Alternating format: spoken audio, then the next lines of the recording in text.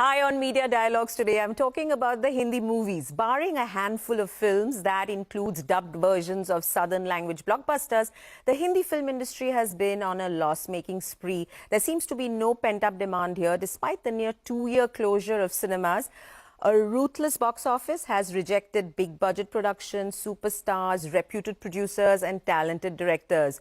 So you've got to be particularly brave to release a Hindi movie today. Ad industry veteran and prolific filmmaker R Balki has never been short on guts. His 6th film as director-writer, Chup, The Revenge of the Artist, has just released. It's a mystery about a serial killer bumping off film critics. Yes, you heard that right. To talk about his film and what the industry can do to boost its flagging revenues, I'm joined by Balki and his co-writer on Chup, the film critic and writer Raja Sen. I'm not a film critic, so I thought I'd put that out there. Right. So I'm not on any hit list, right? Never know. But there could be a part 2. Oh, that's good. Fair warning, Balki. But listen, what an intriguing promo. And, you know, when I saw it, I was like, we've got to talk about this, especially, you know, given also the context of the film business today. Where did it come from? How did you... What is it this story is trying to do, Balki? Very early on in my life, in fact, after my first film, Chini Kam, which was released in 2007, like any first film maker, I thought I'd made a good film. Everybody thinks he's made a good film. Nobody thinks he's made a bad film. So I'm very happy. And those days, you know, I didn't know what the industry and how it works. You run to read the review of the most important reviewer in those days. And I did it too. And he trashed me. He had kind of said all kinds of things which make no sense. But they were cruel. And I was quite depressed. And a lot of people, including Raja, said some wonderful things about it. But when your first thing that you read is something so bad, and you've been wanting to read that stuff, it does send you into a kind of a depression. And I was. And from that particular day till the time we started writing for Chup, I'd never read anything written about me, because it's not out of anger or arrogance, but out of fear. Because you are damaged at one point and you don't, except the ones that are sent to you, which will always be very good. It's nice to read. So the idea happened to me in that point of time. In fact, I told Amitji at that point in time, we should do one thing. Why? You should bump them off. Kind of do that. You should just go on a ruthless. He was laughing. He laughed it off. I had one simple point. I said, if I am accountable to you and you're rating me, who's rating you? Because you can do anything wrong and get away with it. You're unaccountable. You suddenly, this job of responsibility of, you know, helping cinema and grow and, you know, making people choose the right kind of cinema suddenly become a position of power. And people were using it left, right and center to kind of, almost, it was a kind of an intellectual blackmail about, I can do this to your film. That's a kind of, not that a lot of people did that, but definitely there is a zone in the industry. Raja, what is your take on the fact that filmmakers are happy with positive reviews but question the credentials of critics, influencers, opinion makers every time the review is bad? I think the influencers, opinion makers in the media today are, there are many that, you know, that do not have credentials in that sense. There are, you know, we have YouTubers and TikTokers and everyone has an opinion now. And it's easy to opine on cinema. And sometimes, you know, people who live tweet movies, it's a ghastly practice, but it happens. So there are a lot of people out there just, you know, mouthing off on the movies. And I think, yes, they have their right to, but they also need to be questioned and people need to understand where something's coming from. We're in a misinformation time. So at that point of time, even though opinion is opinion, it's coming with a lot of agendas sometimes. You know, it's coming just to be noticed. Like when you're talking about movies that have, you know, there are reviewers who write very positive things just to make it to the hoardings. Similarly, there are reviewers who write very negative things just to be noticed by other reviewers, you know, just to try and make a name for themselves because of how brutal they are or how savage they are. So I think the intent should be questioned. It's not, we're not against critics. We're just saying that criticism itself could do with some criticism. Will you go back to reviewing movies after writing a movie? I don't think so, not on a full-time basis. I write about, you know, television shows and occasionally films that have really touched me, you know. I but don't not do a weekly, not the weekly this grind, week, this, no. you know, I've so many given that up. stars, you've given that up. I did that for 15 years and I thought, the films aren't getting too much better and I'm getting older. So Films aren't getting better, Balki. Your co-writer doesn't have a big vote of confidence for Hindi cinema, nor does the audience, from what we can see. I think that's why he wanted to make a better film. How does it feel to release a movie in this context where, you know, you've had big budget films falling by the wayside? People just seem to be rejecting things. And there could be many things at work here, including, you know, the cost of tickets, the cost of the outing, the fact that every movie is available to me on streaming very, very quickly, within a month sometimes. What is going on? I'll tell you, I think some way, I think this whole lockdown and the streaming experience that people have had is actually going to correct a lot of things in cinema. Of course, it's very obvious that if the content is bad or of the film is bad, people are not going to come and watch it. People can smell a film. But I think even if they smell a film and find it's good, people are not coming into the theatre as easily as they used to come before. And the data is there for you to see. Films may be collecting a lot more, but the footfalls have only been decreasing year on year and year on year. That shows you. By increasing the price of tickets, you can't keep our cinema alive. Cinema is a mass medium. And therefore, I think this Friday, the initiative that was announced of the $75 tickets, you can see the marked difference. Tell me more about that initiative. It's almost making the footfall, it has multiplied the footfalls by 4. I mean, into 4. Like, 100 people go, 400 people are going on Friday. Okay? Which means the ticket price is a huge barrier for people to go into cinema, because it is a mass medium. A lot of people are going with a family, cannot afford that kind of money. So I think a correction will happen. And in the South, you know, you're seeing a lot more cinema going. The footfalls are a lot more than anywhere else because the ticket prices are controlled. And that should teach us a few things about how to induce people to come to the theatre, especially when they have a free experience at home. I mean, and they want to go out. You can't pay this much of a difference when I'm getting it free versus $400 per person. It's just a bit So the too kind much. of investments that leading multiplex chains, let's say like PVR and Inox, are making in terms of a very 5-star experience, in terms of the ambience, the technical seats which give you mimic the thrills on screen, the food, all of that. When you see those kind of investments, do you think that's ill-advised? Do you think it would just work better to have good cinemas, but you don't need 5-star experiences and lower prices? Absolutely. I believe that the more you price a ticket for less, but get more people in, you'll actually make a lot more money. Because the business depends on more people coming into the theatres. The business does not mean, suppose I make $1,000 versus 3 people coming, with 3 people coming to the theatre versus $1,000 with 10 people coming to the theatre. The 10 people are going to keep coming to the theatre. Okay? And that's going to help you a lot. And suppose the movie is good. The 10 people are going to go and tell another 30 people. Your word of mouth is increasing. So the wisdom is in actually, I mean, a bad movie, nothing can save it. Whether it's even free, nothing can save it. But if a good film comes in, the wisdom is in kind of lowering the ticket price.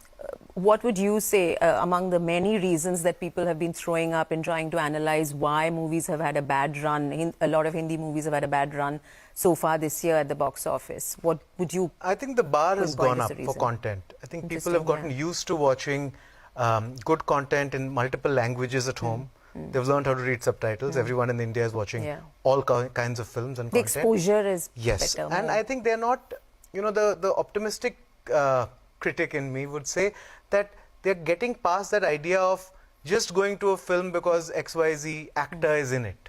You know, because that I think was dictating a lot of the economics of our industry, that so-and-so actor will give the movie an opening, so let's, you know, pay everything to that actor and make that film work. But if that's beginning to falter, if people are, you know, going by a trailer they find interesting or content that they're genuinely attracted to for whatever reason, then that will force a rethink in that direction. Taking off from what Raja said, do you see that sort of getting reworked, re-looked at and, you know, going down as a result of this analysis? Is that happening? Yeah, it's disproportionate right now. I mean, it's just way off the mark. You can't make movies like that. I mean, producers won't even, invest in a business like this. You know, if you're going to make all the money, one person's going to make all the money and the rest of them.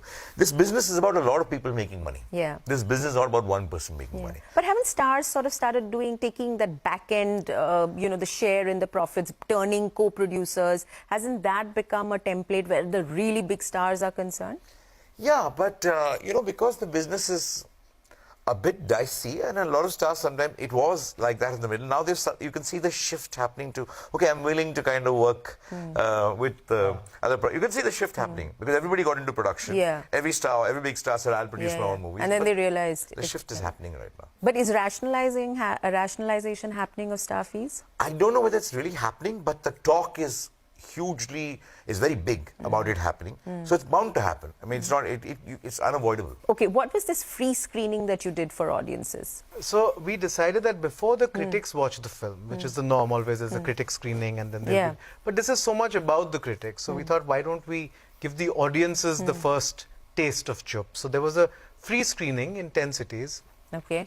And audiences saw the film and reacted to the film, and this was very organic and very exciting for all these fans, and they all, you know, it was sold out on Book My Show. It's not sold out, but booked out in Book My Show in 10 minutes. And yeah, people seem to like it, and that gave us a lot of confidence ahead of dealing with the critics and the industry. No, the more importantly, actually, the idea was to kind of have unfiltered opinions. You know, not colored by anybody's opinion, not colored by, it's not bot reviews, it's not kind of paid for reviews, you're not some arbit people tweeting. It's real live audience who've kind of scrambled to book the tickets. It sold out in 10 minutes. 3,300 tickets across the country sold out in 10 minutes.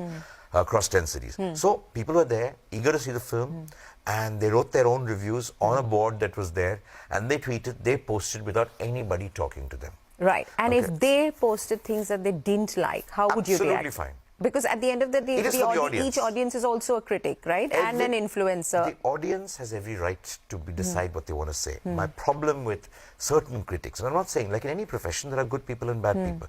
The cops, the politicians, everybody. We always color some professions as one. No. And I'm talking of the people who don't do their job in any profession, just like this.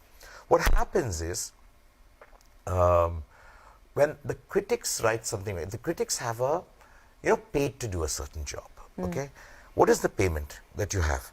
Your responsibility is towards, I'm going to see a film, and my job is not to trash it and say bakwas and this and this. I'm supposed to guide the audience to see a film in a certain way, or to kind of explore things they haven't seen, or to kind of correct a few things. This is not right about this stuff. But isn't the critic's job also to just tell me whether I'm going to waste my time and money on something, given that I'm so time and money starved these days? Of course it is. Of course, 101% it is. But a critic's job also is about, if I stop making films, there's no critic. Okay. Critic's job also is to preserve cinema and not trash the people who are making it. Okay. But if the critic is going to tell people, don't watch the film or watch it, you're wasting your time, what if he's wrong? He's influencing a lot of people.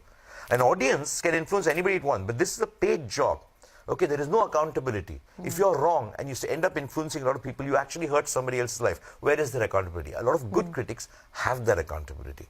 Understand the responsibility on both sides, to the viewer and not deceive the viewer, to the makers, that if they do something wrong, it will cause a lot of harm to people who are kind of making the film, who've spent so many 2 years. Did you think like this when you were at the peak of your career as a film critic? I think the idea was that you know, any sort of opinion, when you're putting it out there, it's an informed opinion, it's an analysis of a kind. You don't want it to be the be-all, end-all. It's not a statement. It should open up a dialogue. Like the best responses to any review for me have always been, you know, thoughtful disagreements or conversation starters. That you want your review to be a conversation starter, not a closer, not something that's damning a film. That's not the idea. You know, we're all trying to find something interesting out there. And yes, I've been known for, you know, harsh reviews or something. But it's not that one's not trying to go out there to slam something. You're trying to go out there to find something new and interesting. And then sometimes, yes, you think that you should hold up cinema to a different standard or a higher standard. So you know, are crueler to certain films. But I think the point is, like producers used to, you know, some popular film producers used to joke that, you know, if Raja gives it 1 or 2 stars, the film will do very well. So I think that's also the idea, that you develop a covenant with your audience, wherein they know, like there are some critics I know that I will always disagree with. So if they like a film, I know that I won't like it. And vice versa. So there are, people you will agree with. So I think you're with your reader, when you're writing over a period of time, you develop a certain connection, and they figure out what you're saying. And the reasons I'm laying out for not liking a film have to be out there very clearly. So you've got to be able to justify the reasons. 100%. But what do you make of Balki saying that critics are accountable to no one? They get paid by their employers. Right. They write for the audience. Some of them have a sense of power which they misuse. Is that would you agree that is the way critics function normally? Yeah, and also I think that... But enough for you to make a film, Balki, and produce a film on I would this? say enough, yeah. See, because what happens is now that we're seeing, because everyone, this race for eyeballs, when I started, there were maybe 10 or 15 prominent national film critics writing in English, and I became one of those people and, was noticed at an early age. But I'm seeing now that there are a lot of, younger people, a lot of people who have... I mean, if you want to start your career as a content creator, Right. to talk about the movies is the easiest way to get started, it's isn't a soft it? target. They come in and they, come in guns blazing and say something mean about an actor or an actress, and they're noticed. There are reviewers on YouTube who will swear about the film. I hear this, and at the same time, Balki, you make something and you put it out there, a service, a product, whatever, a movie falls in the same category. You want my time and you want my money, Absolutely. right? If you don't have a product or a service that works for me, I'm going to say it. Why should it hurt you? I will tell you. It's not about, I don't And want you would to this like apply me. to other industries? Every industry, and it starts with advertising. I don't want you to like me. Okay, please don't like anything that I do. But there's a way you kind of say things. There's a civilized conversation that you need to have. Balki, Raja, hold on to the thought. It's going to get more exciting, but we're going to take a quick commercial break. When we get back, I'm going to find out what they make of the current spate of flops that the Hindi film industry has been throwing out, and what it will take to revive interests and the flagging fortunes of the movie business.